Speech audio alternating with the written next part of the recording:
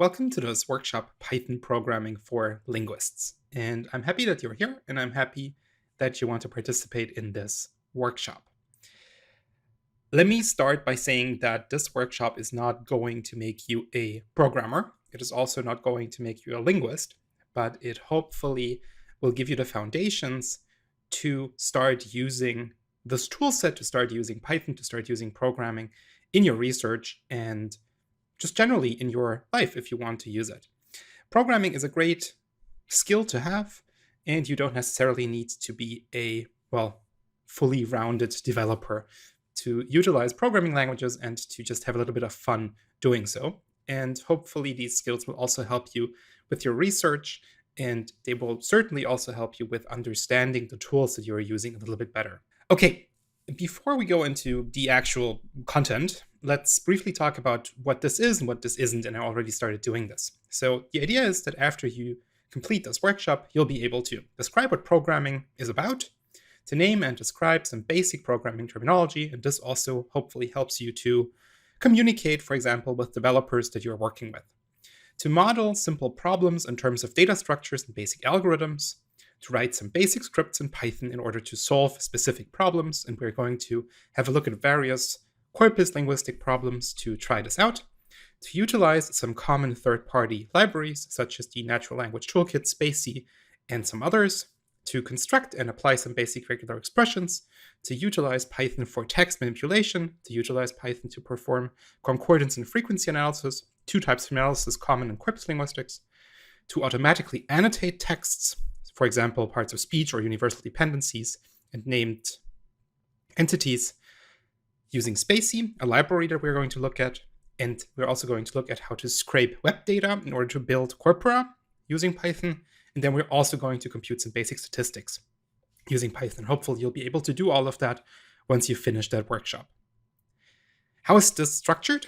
So you are right now at the top here. This is the video Python Programming for Absolute Beginners. And this is non-linguistic for the most part.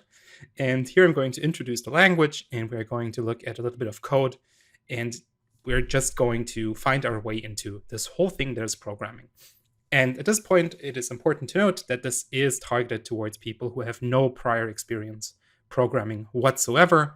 So if you are an experienced coder, maybe you want to skip ahead.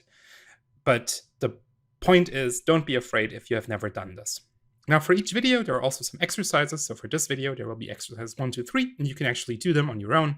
You can play with them. They are quite hard. Some of them are quite hard. So don't get disheartened. Don't be afraid. There's also solutions available for you, and these are really there for you to dig deep and to kind of explore all of that. But if you don't manage to do them on your first try, don't worry. This is very hard for beginners, but it's also something that's very achievable. And I want you to have the opportunity to really try this out. After that, there's going to be a second video called the pizza problem. In this problem video, we're going to solve a very specific, again, non-linguistic problem. And we're going to add the linguistics later on. But for the first 1 or 2 videos, I want you to focus on just the language itself and on just how you think in terms of coding, programmatical thinking, and thinking in terms of data structures and thinking in terms of algorithms, just to keep things a little bit more simple and to keep things easy. And there's going to be 2 exercises there, and we're going to solve this problem together. Then there's going to be a video on working with files, text, and regular expressions. There we are moving into the linguistics direction of things. There's 2 exercises for that, and then there's going to be a live session, which is also going to be recorded. And in that live session, I'm going to solve, I'm going to approach a larger number of linguistic exercises or linguistic tasks, and then you can also play around with that, and we're going to dig deep there. And then finally, there'll be a video with a little summary and also further resources for you to explore. Okay, you are very much invited to code along, and with coding along, I mean you can access all the materials. This is all freely available for you. I also published all of that under open licenses, so you can also modify the stuff. You can use it, play with it, modify it, do whatever you want with it. And I think that that's important because you'll learn more if you play around with this and if you have a little bit of fun with that. And this is only possible if you can actually do that legally. And you can find all the materials on GitHub, and GitHub is very much used in the developer community. And this is a repository for code, but also other materials, and you can find all of that there. And if you're interested, have a look at GitHub and also have a look at their documentation. There's videos on it. Just read a little bit up on how GitHub works. It's actually fairly great, and the open source community is on GitHub, so to speak. Because I don't want you to have a lot of technical prerequisites to participate, you can participate in this workshop only using your browser on any device that has a browser. And you can do this using Google Colab. And this is a platform offered by Google on which you can run an experiment with code and where you can program. If you want to do this, and I recommend this, you will, however, need a Google account. And I'm not promoting creating a Google account just for that, but you can do that, and then you can just play along clicking on this button on the GitHub repository. If you don't want to do that, but still want to code along, there's also a video available that details how you can set up your own development environment on your own computer, and then you don't need to use Google at all. But if you want to just participate in the most straightforward way without installing things on your computer, you'll need a Google account, and you can just use Google Colab, which is a great tool. I'm going to show you how this works in a second. Okay, so there's one more preliminary before we go into this content, and this is a disclaimer, and I just want to point out that everything that now follows should be considered, well, an oversimplification of reality. As I said, this is not a workshop that will make you a professional developer, but this is a starting point. And in order to make this possible, and in order to offer you interesting exercises, we are not going to follow best practices at all times, and I'm going to use some shortcuts here and there. I'm going to point these out, but just be aware of the fact that I'm stripping away lots of complexity, and there's often more to this, but still we're going to lay a foundation that allows you then to dig deeper if that's what you want to do. Also, this workshop is heavily inspired by a number of workshops I held at 35C3 and 36C3. Just as a side note, these are still available, so if you want to go back there, you can Google for these titles. There's also one on natural language processing, and this is kind of where this comes from. Okay, let's now start with the first part of content, so to speak, Python programming for absolute beginners. So what is programming? Programming is instructing machines and computers. That's the most straightforward definition. That's the one you've probably heard. Programming, however, is also problem solving. It is also thinking differently. It is thinking computationally. It is thinking like a computer would think, or it is trying to see problems in a way that makes sense to a computer. It is modeling problems and other things. So we are trying to take something in the real world. We're trying to take a problem. We're trying to take a task. And then we're trying to frame this task in a way, or model this task in a way that allows us to approach this with a computer. Programming can also be an art. There's beautiful code and there's less beautiful code. And there's also artists using programming to create beautiful art. Programming is, or it can also be, a science. And of course, within computer science, programming is not the only thing that's being done, but it's a big part. And also there's scientific computing. So there's lots there. And programming can also be fun. It's also a fun activity. And I hope that you'll have a little bit of fun here. And I also, again, want to point out that although this is sometimes seen this way, you are not either a programmer or not a programmer. So there is this job title, software engineer.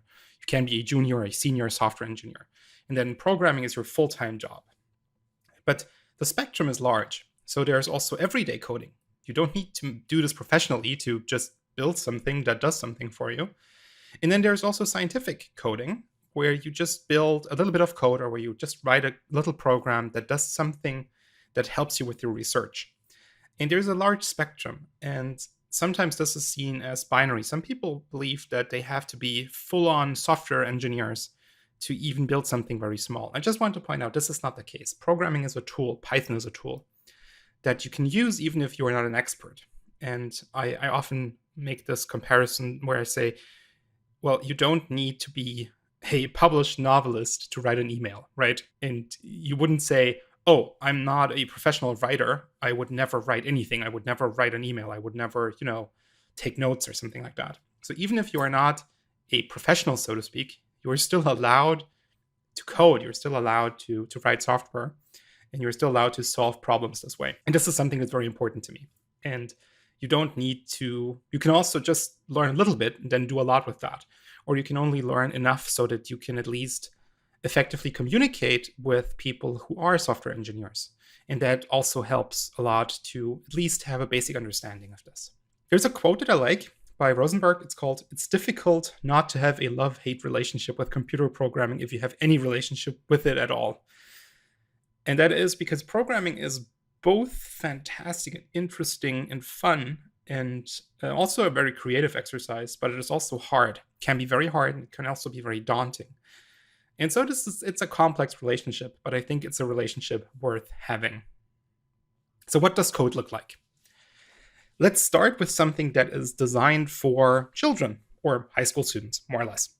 And this is called Snap. There are many of these block languages, but these are basically little programming languages that are there for you to teach kids how to code. And this is not what we're doing, but it's still a useful tool to show you what happens. So in Snap, to the left here, you can see this is our stage. And on the stage, we have this little arrow thing. And we can now write code to control this little arrow. And this is the code I've written. And so we can see that there are commands. So for example, point towards, and then there are these control structures. We're going to look at that for a second. So let's look at what this does. So the first instruction here is, so when this is clicked, and in Snap, there's like this little flag icon. So when this is clicked, then something happens. So point towards the center. And what this does is this means, okay, this arrow points towards the center. Go to X and Y, 0 and 0. And if you think about this as a 2D plane, then there's an X value and there's a Y value. And X00 is just here in the middle. So this resets this little arrow. Then we clear whatever has been done, because this is writing. So this arrow can draw on this little canvas here. Then we're putting the pen down. Then we are saying, let's go. And now something happens. Now we see something that's in programming. It's called a control structure. So here we see this block here that says repeat 4. So repeat something 4 times. So whatever is in this block, whatever is in this control structure here, is repeated 4 times. And we are moving 100 steps. Then we're turning 90 degrees. And then we're repeating this. So then we're moving 100 steps. We're turning 90 degrees, and so on and so forth. 4 times, and then pen up. Now think for a second what this looks like. I'm going to count to 3, then I'm going to show you. 1, 2, 3. Okay, so what we've done is we've drawn a little square here. So what happened? So we started in the center, point towards the center, go to 0, 0. Then we put the pen down. Then we said, let's go. And now 4 times. So we move 100 steps, we turn 90 degrees. We move 100 steps, we turn 90 degrees. We move 100 steps, we turn 90 degrees. We move 100 steps, and then we end up here again. And this is a little program that now drew this little square here. So what can we take from this? Well, usually programs can be read just like any other thing. Snap's designed to be very readable. And basically, this program consists of a number of commands that are being executed in order. And then we have these control structures that allow us to do more complicated things. So keep that in mind when we are now proceeding into Python world. So this is Snap. This is designed for kids, more or less. And of course, this is very colorful, and it's also fairly obvious. And if you look at these blocks, you can just drag these around. You can also have a look at the website for Snap. It's very interesting. This is very easy, but this is not what coding looks like. This can't be programming. This can't be what professionals do all the time. Well, it's not exactly that, but it looks actually pretty close. And we're going to look at that in a second. So in this workshop, we're going to look at Python. And Python is one of hundreds of programming languages. So there are hundreds of programming languages out there. Many of these are built for fairly specific purposes. Python is one that's being widely used and that can be used for almost anything. It's a general purpose programming language. It's free, it's open as an open source, and it's available on almost any platform. That's great. So you can use this on everything, starting on your computer. You can build websites using Python. You can build apps for your mobile phone. It's everywhere. It's modern and it's widely used. And there's a great community. The Python community is very large and it's great, and there's lots of stuff and there's lots of tutorials and information available. So it's a great language to get started. It is relatively easy to learn, but very hard to master, which makes it very useful for us.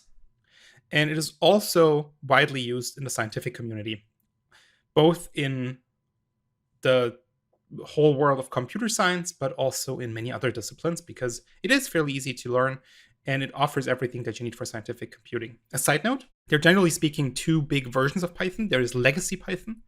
That's the versions 2, 2x, so most commonly 2.7, and there's modern Python, Python 3.x. Nowadays, we only look at modern Python, and we're not going to consider this older version of Python, but sometimes you'll encounter that, for example, in tutorials. While these two are in some way compatible, there are a couple of differences between these two, which I'm not going to point out, but just be aware of that. But you should always write modern Python, and legacy Python is gone, so to speak. But it still exists in some contexts. A note, since this is an introduction for linguists, and you've probably heard of R, and now you might wonder, well, why are we learning Python and not R? R is widely used in linguistics, and it is even more widely used in corpus linguistics. But I want to point out that R, and this is from their documentation, so R is another programming language. But R is a language and environment for statistical computing and graphics. So R, while it can do other things, you can also build websites using R. R at its core is a statistical environment. It's used for statistics. So if you are into statistics, if your primary purpose is statistics and drawing graphics or graphs, then R is a good choice. Python can also do all of these things. Maybe it's less specialized. Maybe some things are a little bit harder when it comes to statistics, but I just wanted to point this out. So we are looking at Python here because Python is a language that's designed not for a specific purpose. R is designed for statistics, but Python is a general purpose language. And I think that it's worth to at least learn or have a look at a general purpose language before going into these rather specific things. And also it's personal preference. I just wanted to point this out because you'll see lots of books, lots of materials in terms of R for linguists, for example, or doing statistics in linguistics with R, things like that. And these are great books. And R is also a very interesting language. It's a great environment and it's worth looking at. But here we're going to look at Python. So you remember looking at that snap code, and now we're going to look at Python code. And this is not the same thing. So we're not drawing a little square here, but we're counting up to 10. And the thing is, you don't need to understand exactly what happens here, but I want to point out two things. So here we see a number of lines. We see 6 lines of Python, and we see print counting up to 10, and then we see something that happens here, and then we see again another print. The point is, comparing this to Snap, we also have lines, and in Snap we have blocks, here we have lines. So we have single commands. For example, print counting up to 10, that's a command.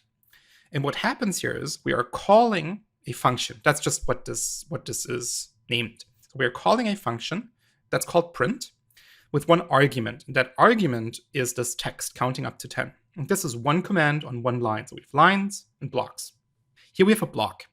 And a block you can identify fairly easily because it's indented. So here we have a control structure. So this is multiple commands, and these are units of functionality. And this block here is very similar to that repeat thing that we saw. So here we have a so-called for loop. We're going to look at that in a second. And this for loop loops or repeats a number of times this command. So we have a command within that loop, within that block. And that command here prints whatever the point in that repeat is out of 10. So it just counts up to 10. And then we again use a command for print finished. And we're going to look at this later in this video. Bottom line is, even if we look at Python, now we are in a real programming language, so to speak, used by professionals.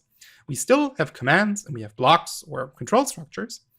They are executed from top to bottom, line by line. And we can also see that we have individual lines for commands and we have blocks for units of functionality. And that's all you need to keep in mind for now. There are single lines, single commands, and then there's these units of functionality. And these are executed from top to bottom. I also have to excuse myself. I'm going to front load a lot of stuff on you. So I'm going to now show you a lot of things without actually playing with them. And you might think that you are completely overwhelmed, but I just want to give you a little bit of foundation before we then try this out. So bear with me and trust me that this all will make sense. Now that you know what Python code looks like, so this is a Python script. This is a complete little program. This is a complete program that prints numbers, right? That counts. Is it very useful? No. Does it work? Yes. But how is it executed? So what do you do with this? You now have this text, but how do you actually run this? So executing code works like this, generally speaking. So you have code, and you potentially also have libraries. These are basically external bits of code, new functionalities that you might want to use in your program. And you hand this code to Python, and then Python executes it, and then you get results. Now, there are various ways of doing that. For example, you could have a script, and you can think of a script as a text file that contains this code. We can also do this interactively. I'm going to show you what that looks like in a second. And then there's also notebooks. And in this workshop, we're going to use so-called notebooks. And these allow you to run Python in a browser. It's important to note that notebooks, what we're going to use, these usually run on a server. You can also run them on your own computer, but these usually run on a server. Whereas scripts and interactive Python shells, you will need, if you want to do this, you will need to install Python on your system. There are various versions and distributions. You don't have to overthink this now. If you are using Python more seriously, for example, in your own research, you probably want to do this. And here I would strongly recommend Anaconda, which is a commercially available but free solution for that. And there's also a video that exactly details how you install that and how you then run Python on your own machine, if you're interested in that. But you don't need to. For this workshop, the only thing you need to do is accessing notebooks. And I'm going to show this to you. Just that you know what this looks like. So this is a script. So here we are running the script hello-world.py. You can look at that using Python. So this is a command line. And then we type Python hello-world.py. And now this happens. So this is the little program when it runs. If you run in interactive mode, we basically get this little interface where we can write individual lines or also control structures, and then Python keeps track of that. So for example, here I'm writing text equals hello world, and then I'm printing that text again, which is then hello world. And that's so-called interactive mode, which we're not going to use, but it is interesting to do because you can keep track of what you've done. What we're going to do is we're going to use, well, Git and GitHub. I've already briefly talked about that. And then we're going to use notebooks. And we're going to use Google Colab or Jupyter Notebooks. And these are heavily used in the scientific world and in data science. And as I said, you will need a Google account if you want to run these in Google Colab, or you can have a look at the video and see how you can install these Jupyter Notebooks. So let me briefly show you how this works. So here you can see the GitHub repository for this workshop. It might look a little bit different for you, but this is generally speaking what it looks like. And then you have this button here, Open in Colab. I'm just going to press that. And this will take me to Google Colab. And I'm logged in. If you are not logged into Google, you'll need to do that. And then you will get a list of available notebooks. And right now, at least for me, there's only one notebook available. You'll see probably more. And then I can click these. And now the notebook opens up. And this is what it looks like. I'm going to zoom in a little. Now, these notebooks are very interesting because these notebooks contain cells. So each of these is a cell. And what you can do here is you can mix text or even graphics and images with code. And so these are these interactive tools in which you can write and also code. And this is used in science for obvious reasons, because here you can, for example, also document what you're doing very neatly. So for example, here, let's start with something simple. So you click, so this is a text cell here, and this is a code cell here. So if I select this code cell, I just click it. And then if I press Control and Enter, so I'm now running this. Now Google warns me that this is not done by Google. I don't care. I just want to do it. You press Control and Enter, and you can do this on your own. And now it's initializing. It takes a second, and now it runs this line. So print, welcome to this workshop. Now it ran this line, and it printed this line. So this is a tiny program, so to speak, and we just ran that.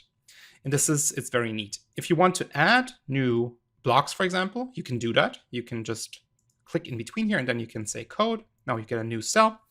Let's say we want to print something again. So print, this is neat, for example. Control and Enter. You can also press this button in front here. It runs this code again. So let's say we want to add a couple of exclamation marks here, and then we run this, and then we do this. By the way, Python can also do calculations, for example. So you can do something like 2 plus 2, press this button, and then we get the result here. So you can run code here, and then you can also write in here. So let's say you want to document that. You can add a little bit of text here, and you can write in the cell above, I'm adding 2 numbers, which of course is a little bit pointless here, but you get the point of this. And then these notebooks can be shared. You can use these notebooks together and multiple people can work on them, which makes them fairly neat. But I know that this is probably a little bit confusing right now because there's lots of stuff here. So let's go back to the slides and we'll go through this one by one. And I want to reiterate, we are now laying the foundations for a more hands-on, more realistic exercise in video 2, and that's going to be this pizza problem. So bear with me. Okay, back to the slides. So as you've seen, we have commands and we have these structures, we have these blocks. And I want to introduce a couple of basic building blocks that we can use to build programs. And these are only 6, but most tools and most programs you see actually consist of a combination of those. And the basic building blocks we're going to look are variables. And you can think of variables as containers to put data in. So a variable could look like this, r equals 13. So we have a variable or a container called r, and we put the number 13 in it. So we tell the computer, hey computer, I want you to create a box. And in that box, or in that little thing, in that shelf, please put a number. Let's call this number 13. Let's call this number r, and I want this number to be 13. Maybe I want to change it later. Now you can also have lists. And lists are, well, lists of, let's call them data things. For example, variables. So let's say you want to store more than one number. You want to store a number of numbers. And in Python, this looks like that. So you give them a name, L, for example, equals, and then in brackets, 1, 2, 3. So you tell the computer, hey, please create a list, and that list contains 3 numbers. And I want you to now remember this list under the name L. And these names also for variables are more or less arbitrary. So you could have also called this list not L, but let's say my numbers or something like that. Then we have loops, and we've seen 2 of them, one in Snap, one in Python. And a loop essentially is a structure that allows you to repeat something until some condition is met. So let's say repeat this as long as a certain number has been reached, for example. Then we have if constructions. Do something if some condition is met. And you've encountered these in your own life lots of times. And these are actually very flexible, and these can be used for a lot of things. Let's look at a very practical example. The airbag in your car. So the airbag in your car is not just randomly going off, but there is a little computer in there and a couple of sensors that actually check if a couple of conditions are met. So for example, a very simple airbag could be something like, if you have a certain speed and then you very suddenly decelerate. So not just braking, but very sudden deceleration. So if there is a very sharp change in speed, then pop the airbag. And that would be an if construction. So let's say we have this variable speed. And if that variable from one moment to the other changes rapidly, then the condition is met and the airbag is popped. And that would be a very practical use of an if construction. Then we have functions, and functions are units of code that complete specific tasks. And we can reuse these. We're going to look at an example in a second. And then lastly, we have dictionaries. And these are, again, let's call them data things that contain so-called key value pairs. So for example, we could have a dictionary called cat, and that could contain, let's say, one value pair, key value pair. And that key is age and the value is 2. And so we can store information, named information about a thing in these dictionaries. So let's look at these one by one. Okay, so let's have a closer look at variables. So variables are containers. Here we have 3 different variables, A, B, and C. And remember, these names are arbitrary. A is 13, B is hello world, and C is 42.42. So it's important to mention that these variables obviously can change. So you have a container named A, and this at this moment contains 13. But of course, you can change this to any other number. It's also important to know that variables also have types, and these types describe what type of data is in them. So here we have an integer, a whole number, a string, letters, and a float, a comma-separated value. Python is very good at doing this on its own, or of managing this on its own, but it's important that these can't be easily mixed with each other, because for the computer, a number is something very different than, let's say, a character, and even an integer is something very different than a comma-separated value. But Python, again, does this internally very well. It's just important to note that these types exist and that there are programming languages, for example, C or C++, in which you have to be extremely precise about these. And whenever you create a variable, you need to point out the type. You can do this in Python as well, but you don't necessarily have to. Although it's starting to become considered good practice. Let's look at this in Google Colab. So here we have these three variables, and I'm just going to run the cell again using Control-Enter so that we have these. And now let me just add a line here.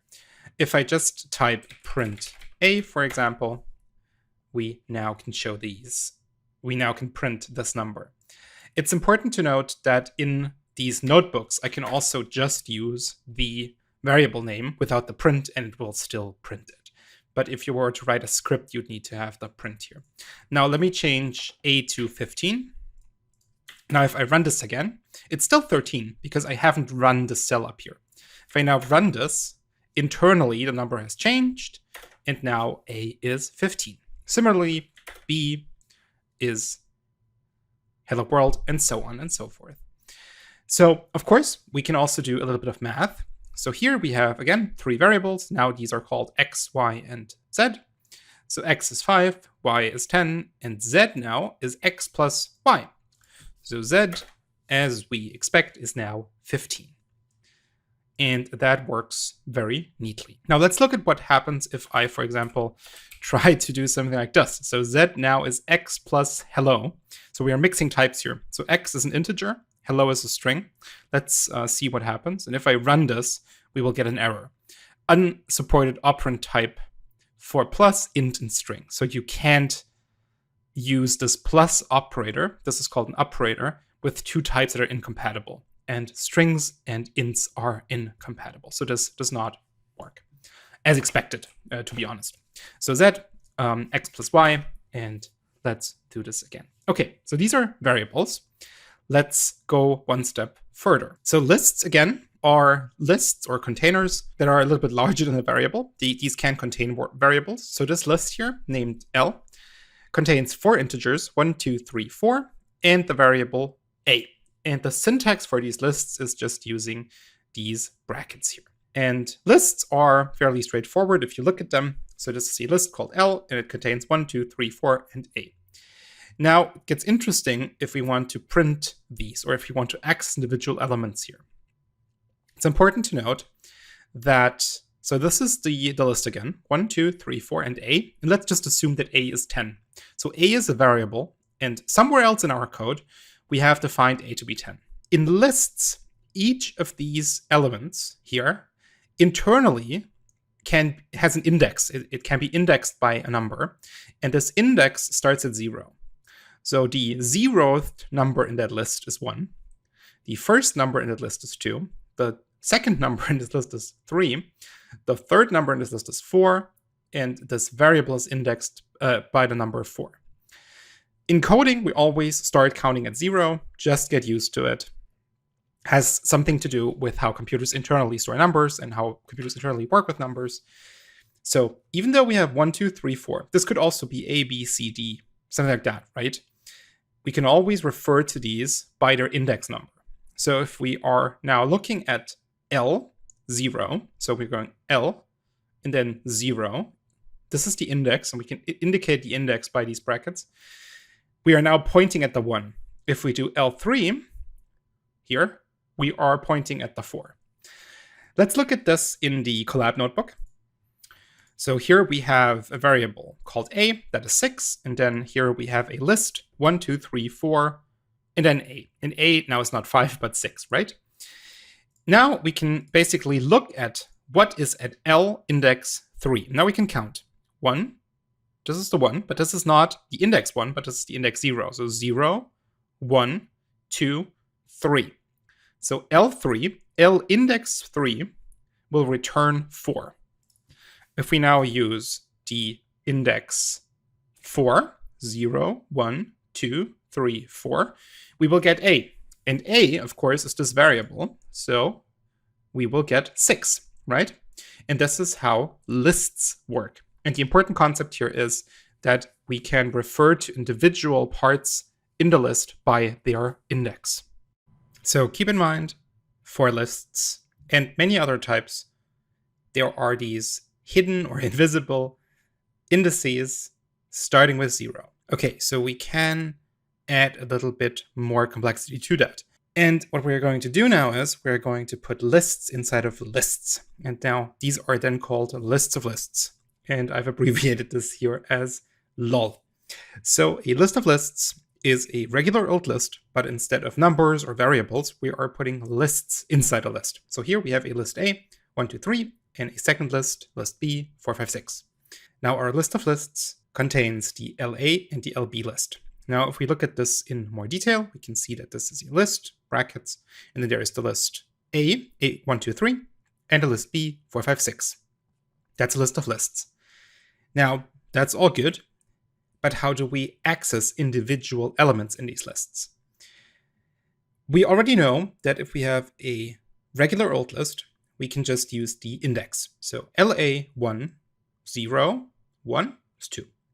Now for these list of lists, we can do a very similar thing, but we have more indices. So the first index here, 0, refers, just as in the other case, to the 0th element in the list.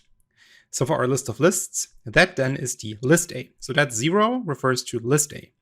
And now that second index, the 1, refers to the 1th or the first element in that first list. And that is the 2.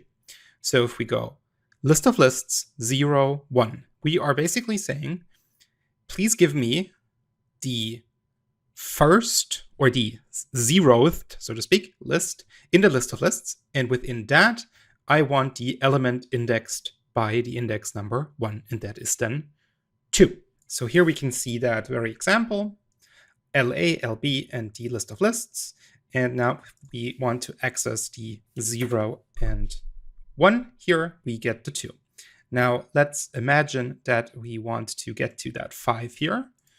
We have to briefly think about this. So in this list here, the list of lists, we first need to go into this item here. So into the LB element. So that is 1, 0, 1. And now we want to get to that 5 here. So 0, 1. So 1, 1. Let's run that, and that is the 5. And of course, we could now also add a list C if we wanted to. And let's say this is 7, 8, and 9.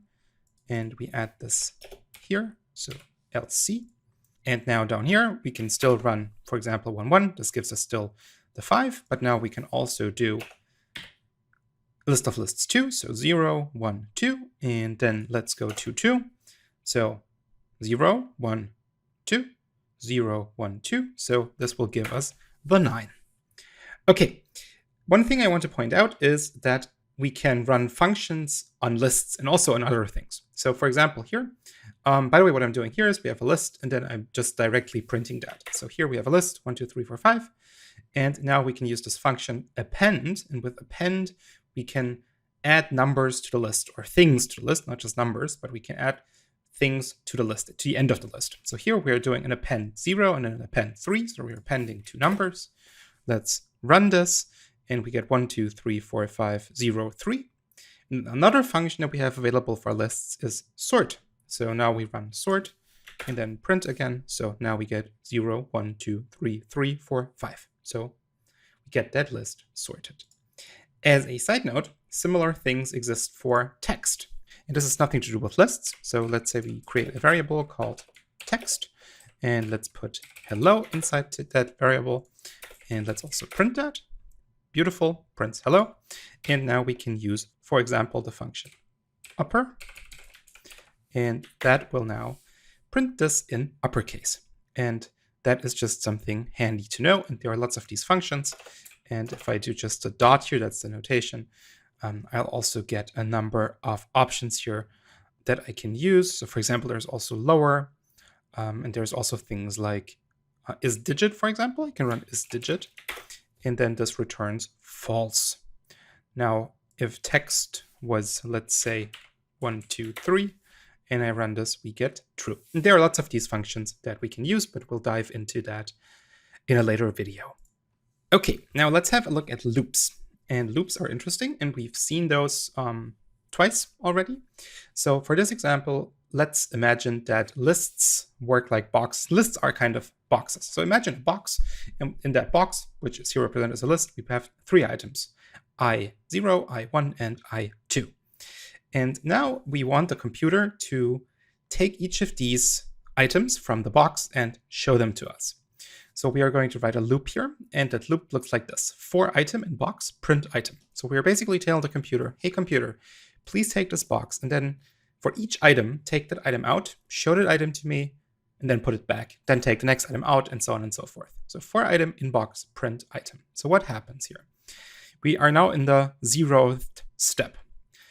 Computer basically takes out that 0th element from the box, and this is I0. Position 0. Now in the 2nd step, we take the next element in the list. So I1, that's position 1, step 1, item I1. And then lastly, we do the same thing for the last item in the box. And so we can loop over, for example, these lists. And we can have a look at that now. So here we have that same box or that same list. And here we have that loop. So let's run this. And so we get 0, 1, and 2. And of course, we can now add, and that's the beauty of this, we can now, for example, add another element here and run this, and it will just work. Of course, since this is a block here, indented, we can also do multiple things here. So we could print everything twice, for example. There's not much point to it, but it could work. But let's now say we have, instead of these strings, we have numbers. So let's say we have 1, 2, and 3. And now we could do something like print the number. And then we want to print the number, but times 10, for example. And now we get 1, 10, 2, 20, 3, 30. And I hope that you see how useful this is and how this can be used for various things.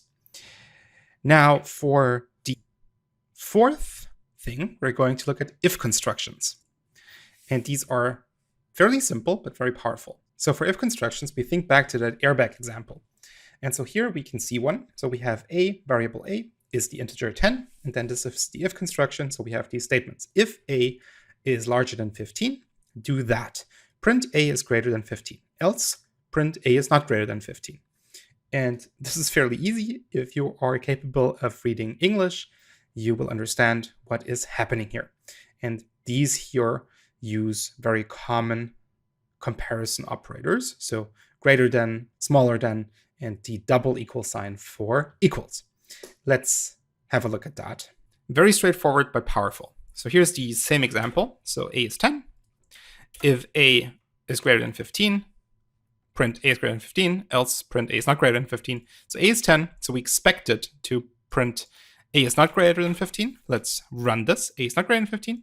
Let's change a to 20. And let's run this again. A is greater than 15. And of course, we could also have multiple ones of these. So let's say if a equals 10, print a is 10. And now we have still the 20, so it's still greater than 15. Let's try what happens if we put 10 here and then run it. A is 10. But now what happens if the number is actually smaller than 15? So let's make the number 5. And let's run this again. And we get no output because we have no condition for that. The computer doesn't know what to do now. It just knows, okay, if a is greater than 15, I do that. If a is 10, I do that. And it has no information what to do if the number is smaller than that. So we need to be aware of this. The computer is not doing anything on its own. It's only doing exactly what we told it to do. And if there are cases that we didn't think of, they won't be automatically solved, right? So it's important to always keep track. Let's now look at a very interesting concept that is of functions. So functions are a little bit more complicated. With functions, we can now add our own little functionalities. So we've actually had a look at a couple of functions already. So we looked at print, and print is a function that is already built into Python. So the language itself provides us a variety of functions. And a function is a bit of code that does a very specific task for us. But we are not limited to the functions that are already built into Python, but we can also write our own ones. And it's actually very easy. So here we are writing a function that adds 2 numbers. And of course, this is already in Python. That's just an example. So we are kind of reinventing the wheel here. We can still do it. So we are using this keyword def for define. So we're defining a function. We call that function add. Could have any name, brackets. And then we need to have so-called parameters. And these parameters are variables that we can use within our function. So we have 2, a and b. Then we have the colon, and now we have a block. And in that block, we do all the things we want to do in that function. So here it's very simple. We create a new variable called result, and result is a plus b, and then we return that result. And in programming speak, this is then what the function returns after we've called it. So we are now calling this function, and we are passing 2 numbers to it. We're passing 2 parameters to it, or 2 variables to it, and then it returns the result. Okay. It can be very complicated, but if you think about it, it's actually not that hard. So let's look at this in Collab. So here we have, again, let's go down here first. So print is an inbuilt function. Print hello world. Round is another inbuilt function. So we don't have to do anything. Round is available to us. And round takes 2 things here, right? So round takes a number. And then round also takes a second number, an integer, that indicates to how many positions you want to round it. So for example, here, we round the number 1.234.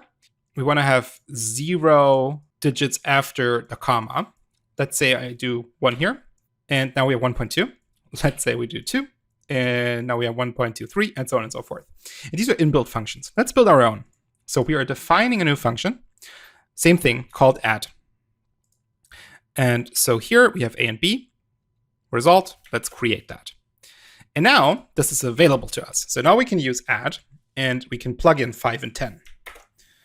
And this now just returns 15. And just to show that this is something we've created, we can also name this any way we want. So let's just call it that, just random selection. And now if I have to replace this here, now this function is there for adding. Let's say we want to do something else. Let's say we say multiply by 100. And now we only need 1 here because we only need 1 parameter. And so now we only need 1 parameter because, of course, we already know that we multiply by 100. And so the result would be a times 100. And then we return this. We don't even have to do that. We can just return this directly. So we could do something like this to make it a little bit more streamlined. And now we have this function. Let's run this. So multiply by 100. And Google Colab already knows that this function is now available to us. So we can do that. Let's plug in the 10 here and run this. And of course, we then expect 1,000. And we can do this. Now, let's do one more. We can now also use these functions within other functions. And just to freak you out a little bit. So instead of putting in a 10 in here, let's put in the result of the same function. So let's do 10 in here. Now let's think about what happens. So we're calling this function, multiply by 100, and we're putting in 10. So it's going to do 10 times 100, which is 1,000. And then we're putting 1,000 into that same thing times 100. So let's run this. And of course, we get back 100,000. So we can put in the results of functions in other functions. And this is, of course, a very powerful concept. This is because we're returning here the result. We're not just printing it. Okay, let's look at the final piece, and this is dictionaries. So dictionaries, as I said, contain key value pairs. So here we have a dictionary called word1, and that dictionary, and dictionaries, contrary to lists, are not indicated by the angular brackets, but by these curly brackets here. We have two key value pairs for this dictionary. One is called lemma, that is the key, and the value is cat. And then we have another key value pair where the key is POS and the value is noun. And now we can do things like that. So we can now refer to these similarly to how we can refer to indexes of a list, but now we can refer to these by name. So we now can go, okay, I want to have the dictionary word1, and please give me the POS, which then would be the noun. So we can here use names for the things we store in these dictionaries.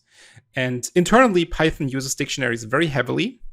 Everything is a dictionary if you think about it in a specific way, but it's important to just know this concept. And I'm not going to dig too deep into how dictionaries work, but it's very interesting.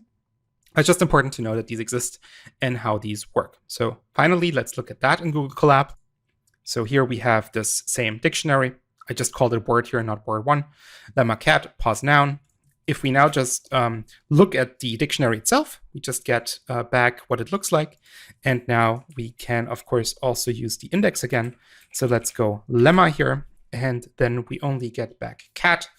And if we were to type in POS here, we would get back noun. If I type something in here that does not exist, we will get a so-called key error, because that key does not exist within the dictionary.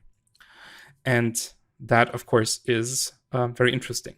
What we can now also do is we can add new things to the dictionary. So let's say we don't just want to have lemma and pause, but let's say we also want to have something like plural. We could just do that. We can now assign things to that. So let's say the plural is cats. Let's do that. Nothing happens because we're not printing anything. But now, if we look at this dictionary, we now see that we have added this information to it. And now we can, of course, also again access that using this syntax here. And now we have the plural form in here. And we can store arbitrary information within that dictionary. And of course, you can also put lists into a dictionary. You could put dictionaries into dictionaries, and you can go crazy here. Finally, I want to show you this first example, and this is the very first script I've shown you where we looked at what Python code looks like, and now we can figure this out. So we have a command print here. We know what this does. It prints that. And now we have a for loop. And here we have a function that we haven't seen yet. So let's explore this function first. Okay, so just let's simply call range for 5 independently of the loop, and then we get back this range object here. And now we don't exactly know what this is. And I'm just now, you now have to take my word for it, that this behaves very similarly to a list, although it is not a list. It's an object, but we're not talking about objects in this video here, because that's a fairly advanced concept. It's not hard, but we're not going to talk about this. But let's assume that this is just a list. So now we can also use indices here. So in range, at indice 0, we have 0. At let's say 2, we have 2. At 1, we have 1. So range generates ranges. So if we were to treat this as a box, so let's say for item in range 10,